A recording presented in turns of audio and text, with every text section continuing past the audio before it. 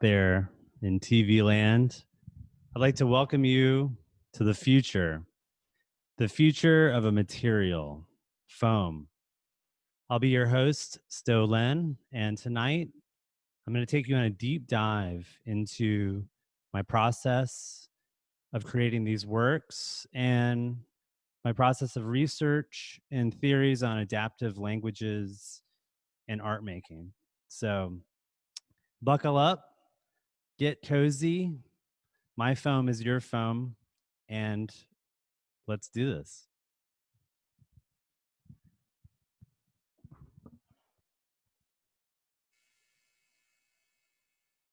All right. Welcome, everyone.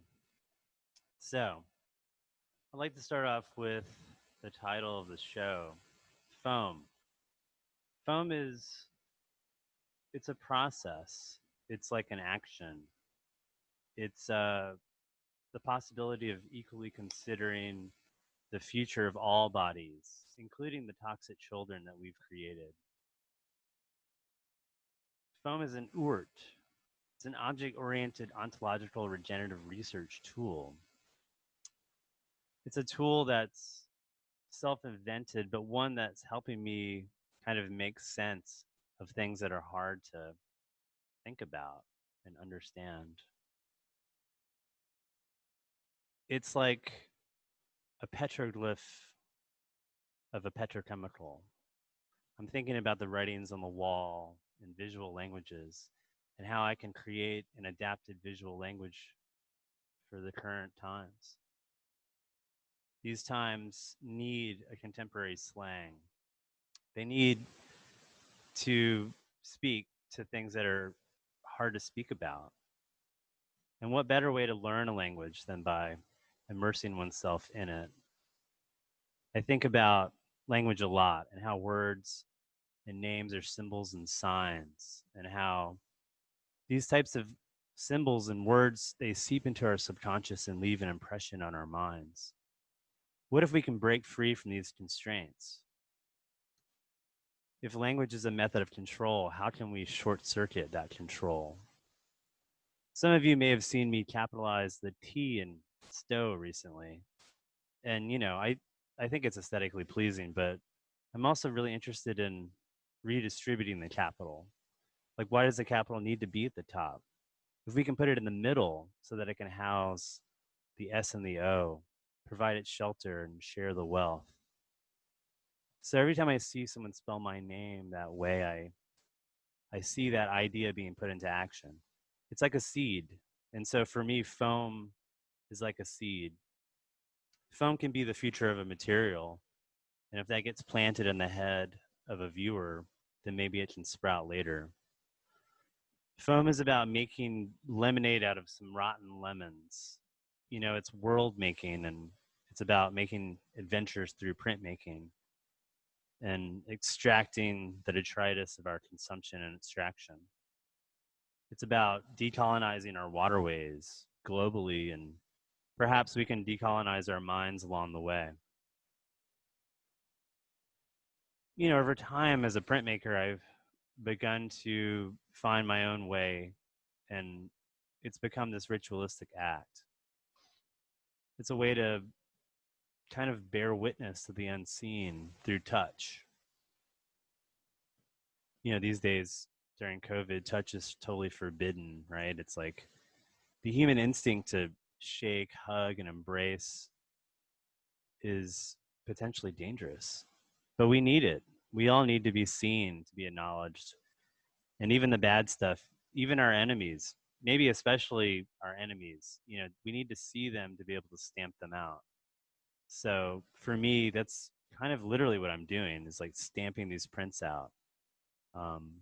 They're monochromatic in swaths of white fabric and canvas, but it's all about giving visibility, better visibility, to our toxic children and their homes, like these neglected urban spaces, these polluted waterways. I call this technique gomitaku, which it roughly translates to trash impression in Japanese. I like creating words and genres because it's it's kind of like just creating your own lane, you know? And so I like to create a lane, but it has a lineage. It's connected to the past and hopefully connected to the future as well. So Gumitaku is inspired by Gyotaku, which translates to fish impression.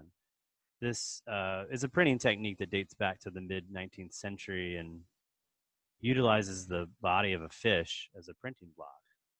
The practice was used to record a fisher's best catch of the day, and it kind of acts as a document and an artwork to hang on the wall. The fish is painted with ink, sumi ink, and then paper is laid on its body and gently rubbed, and the paper is slowly removed to create a monoprint. It's an intimate way to honor the fish, and it captures the textures of its scales.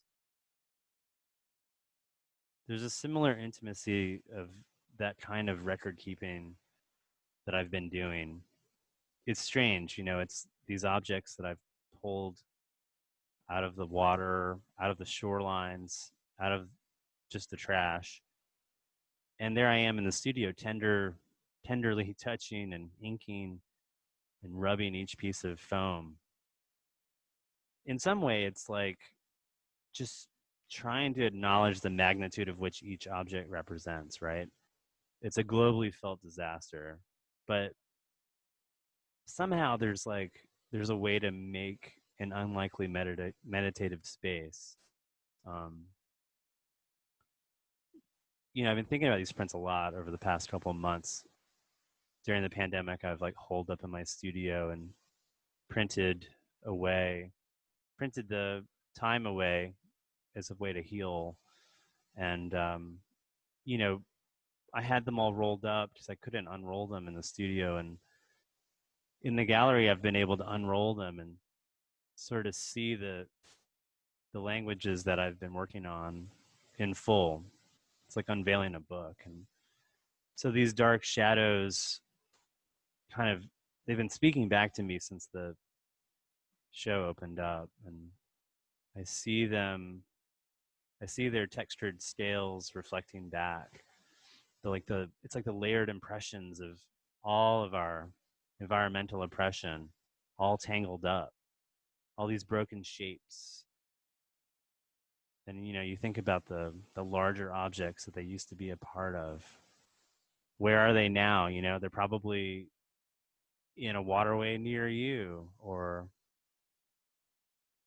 maybe eaten by a fish, or a fish that you've eaten. Maybe you've eaten a little bit yourself. These repetitive shapes, I've gotten into this repetition, this sort of trance-inducing method of making. But I think about their ceaseless reproduction in factories, right? It's just endless, all this stuff. And ironically, long-term exposure to all these petrochemicals can cause ecological sterility, endocrine disruption. The patterning of these prints, it feels like a ritual. I kind of just organize them in aesthetic ways. Something that's like pleasing to me, but it's also trying to make sense of this collection and make sense of the chaotic mesh that they live in.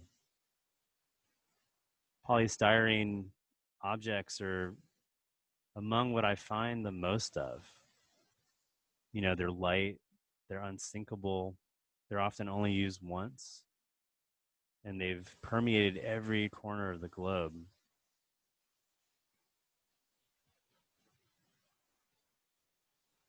Part of my research was to learn about the history of styrofoam. You know, where did this stuff come from? And it's actually polystyrene, but styrofoam is kind of like Kleenex. It's like a brand name. It was invented by Dow Chemical Company in the 50s, and Dow, of course, is one of the largest chemical producers in the world, with a crazy legacy of polluting the planet, but also creating Agent Orange and mustard gas for World War I and II. bleach and all kinds of things that have permeated inside our bodies and outside our bodies. You know, they're linked to Dow Corning, which created breast implants. And sometime in the 90s, there were like almost 200,000 women who sued the company over erupting breast implants. It's a lot. It's like a lot to swallow, all this stuff. And so for me, you know, thinking about styrofoam just as a portal material, you know, it's one thing out of many, but if you start connecting the dots, it connects to this interlocking system of domination that's kind of permeating our lives, inside of us and outside of us. And it's a lot to deal with, you know. I mean, I feel like things like pollution, climate change, you know, we all can agree it's bad, you know, but really when it comes down to confronting it, it makes most of us want to curl up in the fetal position. And that's like pretty reasonable, you know, but at the end of the day, that's not what we should be doing, you know. Somehow we need to be coming up with creative strategies to learn from it. And so I look to water a lot as a teacher as a way to kind of guide me from one art project to the next, but also as a way to guide me from one crisis from all the different crises. And there's something about printmaking for me it's about creating a language, and it's about just like breaking through what can't be spoken about. It's a way that I can get my hands on these materials and find out who they are, touch and inking and pushing and leaning and standing on these objects, pushing my weight on them, feeling the heaviness and the lightness. Somehow, I don't know, these like creating this adaptive language of symbols, it's embedded with research and regeneration. It's embedded with new ways of speaking, new flags, new ways to kind of share. And so, you know, I've been able to unroll these for this show and kind of read them for the first time.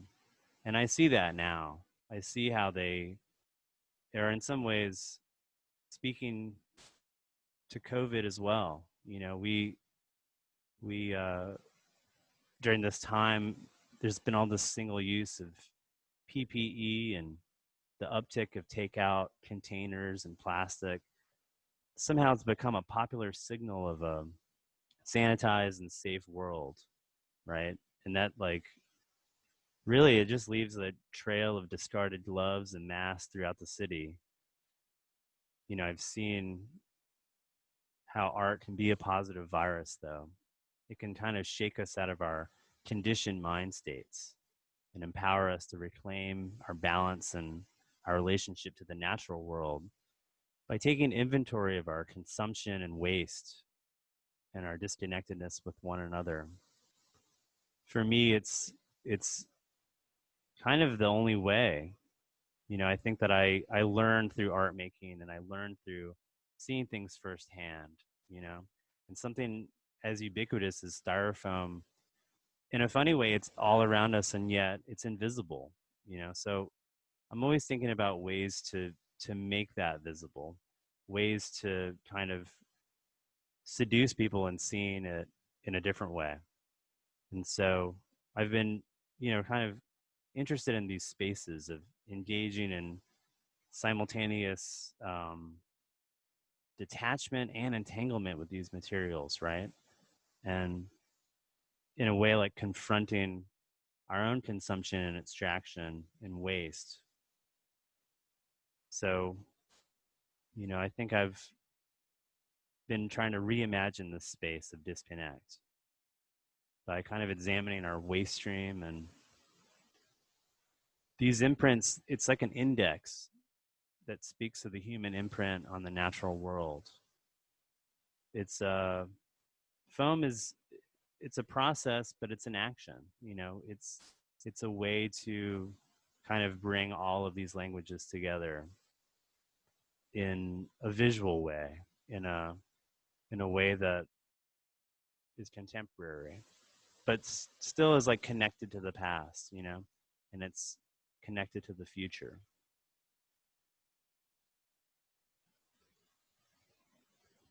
So I think we're going to open up to questions now.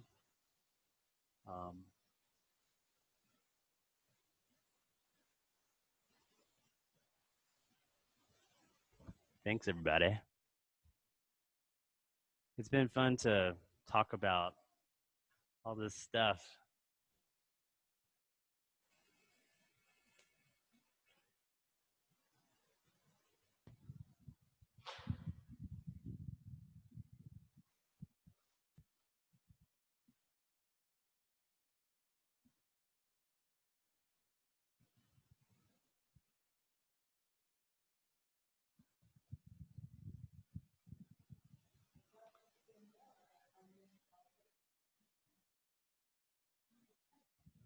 Hey, Amanda.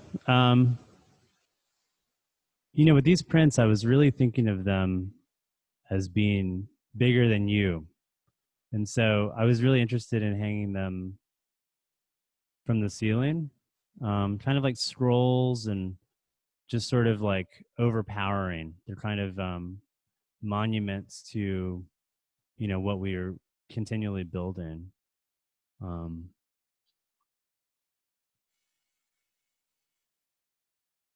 She says,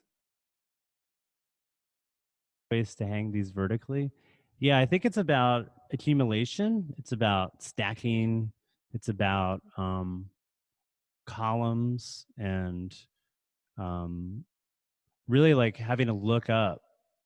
And they're also vertical because of waterfalls. I was thinking a lot about kind of like looking up at waterfalls and being able to stand under a waterfall. Remind me of scrolls. And I was thinking a lot about scrolls. You know, I was thinking a lot about the first books, you know, and if someone were to find these, would it say something about us, you know? And these familiar shapes, they read as familiar because we know them, and then they're abstracted. So I think it's like what we already know.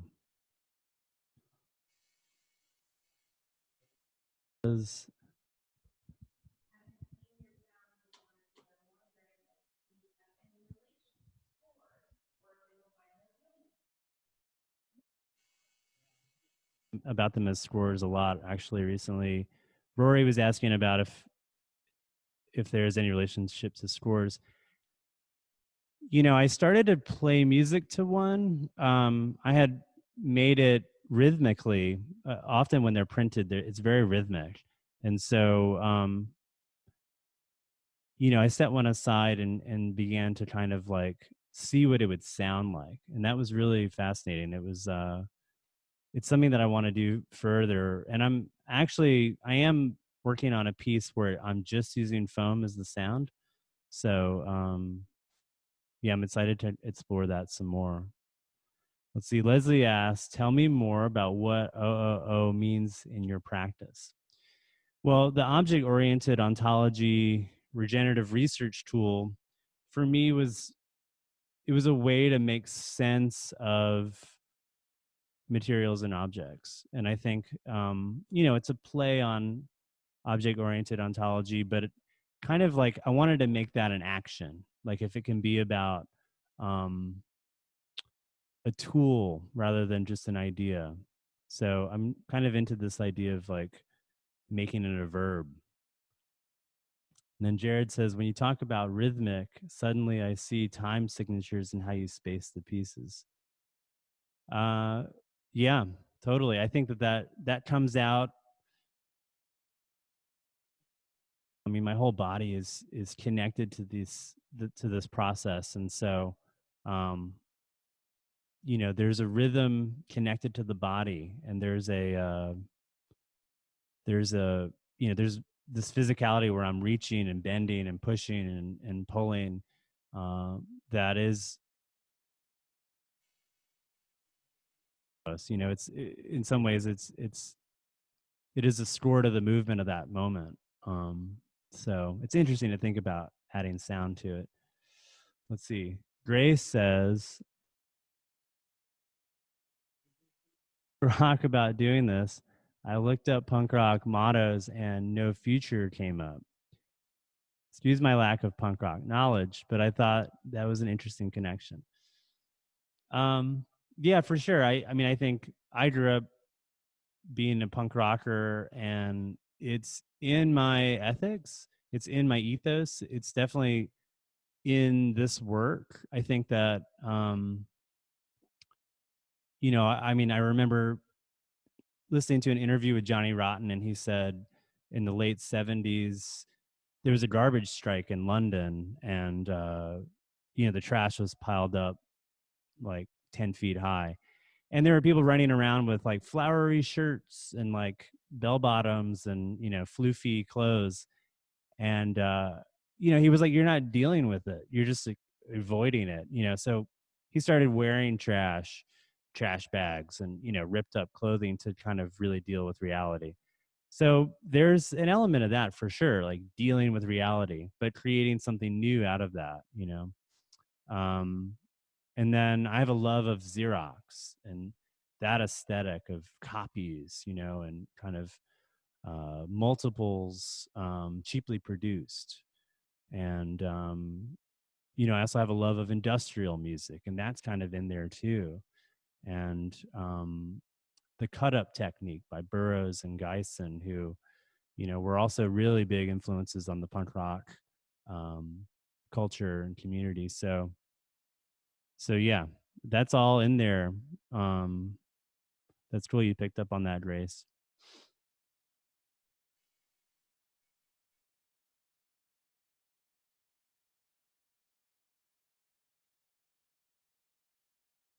Zazu, hi Zazu.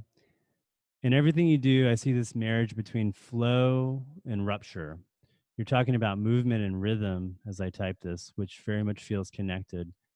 I'm wondering how that duality shows up in both practice and in the background.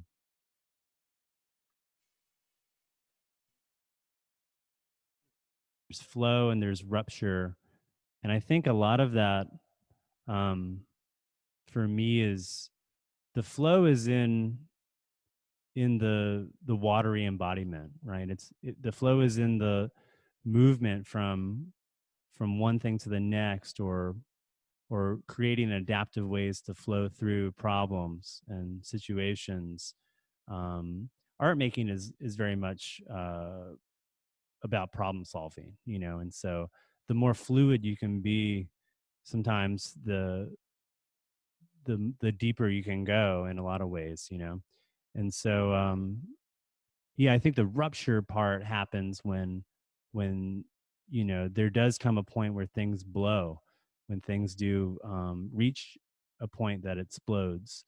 And I think that those are exciting moments too. I think letting go of control is a lot of being in the flow. And water has taught me that a lot. You can't control water. You can't make it do what you want.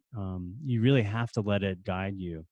And so those are part of the lessons that I've learned from working this way, and from being genre fluid as well, from kind of going from sound to printmaking to walks and everything else. But the rupture maybe is the release. Maybe it's the moment of spontaneous combustion. Leslie asks, "How then?" Or maybe this is Jared. How then do you move from idea to action? Uh, you you move immediately. I kind of often actually the action comes before the idea, in a way. Like maybe I'll catch myself in the action and realize where that's coming from. There's an impulse to action, an intuition that guides it. And then the idea, often I kind of realize why I was doing something, or where the work came from later. And I think with this work, it's happening. I'm still figuring it out. This is always, I always feel like I'm in a state of becoming and figuring it out. And this is the first time I've ever shown this work, and so just looking at it and talking about it, I'm like, oh yeah, this is why. Maybe I feel like I never fully know why, but there's a lot. There's always a lot to unpack, and that's kind of the exciting part.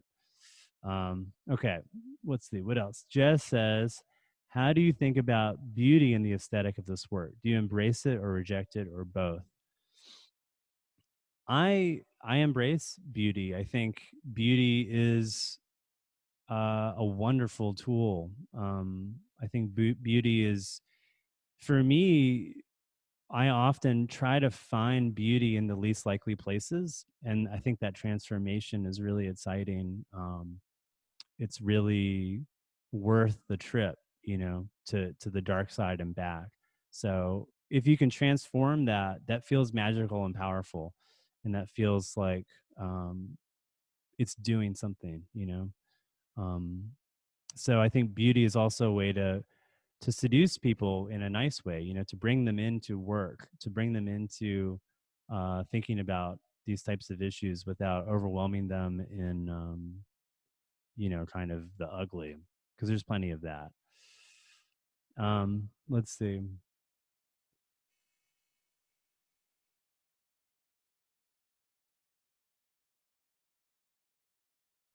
We live the punk rock life at its height. I can fully understand the references that you use and why. Kudos. Cool. Thanks, Mecca. Um, Leslie says, thank you. Zazu, I recognize some of the printed pieces. Can you tell us about some of the places where you found the foam items and made these pieces? Yeah, these are, I guess I started this series about a year ago. And so there's a couple that I did on the road. There's a few that I did in Virginia. Um, it's from the Potomac River. And there's a few that I did in New York. And a lot of those pieces were collected along the shoreline of the Newtown Creek. And there's some from Miami as well. We were in Miami as a cohort, as Nomad MFA, back in February. So there's a piece from Miami in here as well. And what's interesting for me, these all have very specific stories. They all connect to places, and I think that's embedded in the work. It's a big part of it, but at the same time, I see them as everywhere. And it sort of speaks to the kind of global expanse of the fact that you could use a thing, throw it out, and it could wind up, in Indonesia. So I think that in a lot of ways, the pieces are becoming less about where they're from and more about being stand-ins for everything. Kind of this global, strange global connection.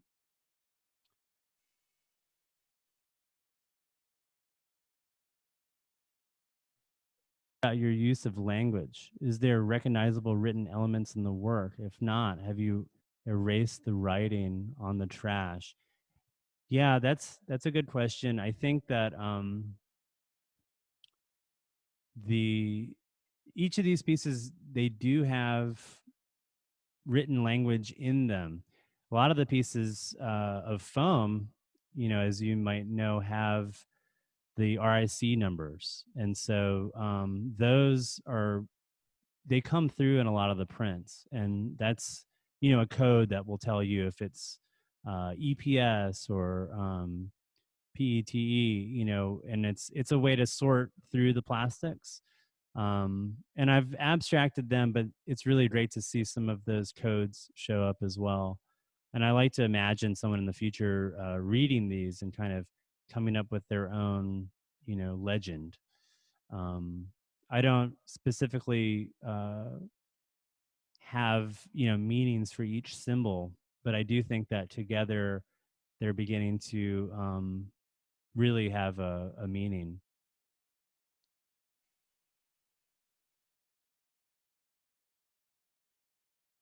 Caretaker of these foam pieces, how do you find love for something so damaging?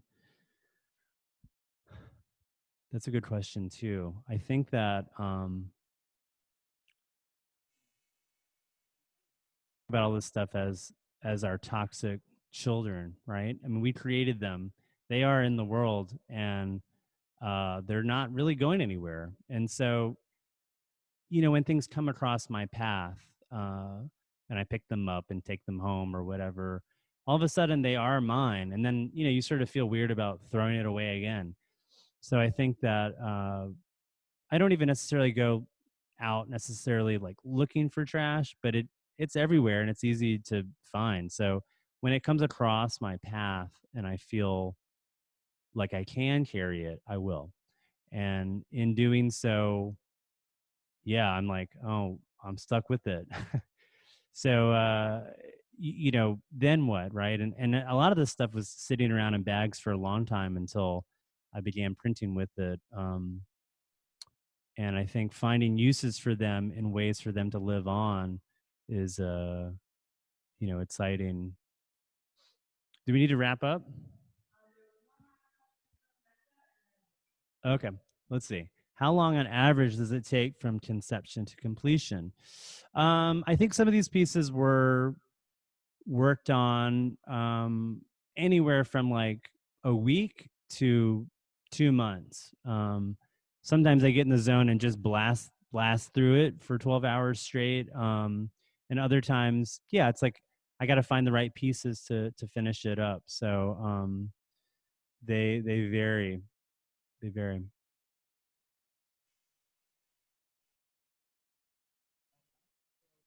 We're gonna take a break. Gina is up next. Please stick around. She'll be in around 6:40. And thanks for tuning in, y'all.